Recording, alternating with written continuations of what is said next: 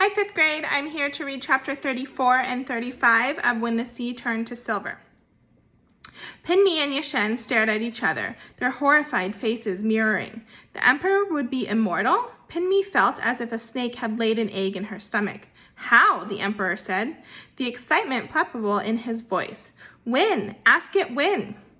Your exiled majesty, you know the paper answers only once, the king said. Yes, the emperor said impatiently. Only one question and only in the light of the full moon. Infernal thing. The wind, which had been silent, gave a weak whimper, as if too tired to even protest. Very well, I'll wait, the emperor said, and in a more satisfied tone. What is another moon when I will have eternity anyway? The king did not reply.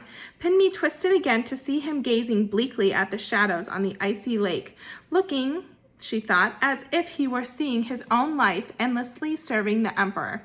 The snow fell softly, tiny stars yielding their grasp on the sky. Meanwhile, I must make plans, the emperor muttered to himself. He straightened with a proud air. I will leave now, he said. You may stay here and do your thinking, or whatever you always do.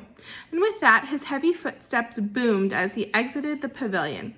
Pinmi and Yashen pressed tightly against the stone statues, squeezing together.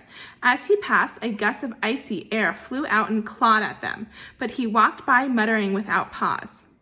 With her one dared peek, Pinmi could see only the opulence of the golden silk dragon robe and black furs.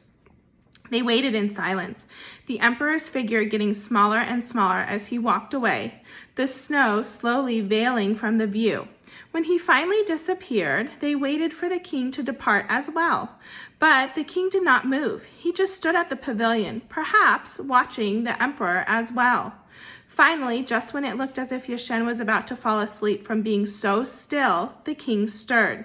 His footsteps were not stomping, powerful ones like the emperor's, but they too were weighed.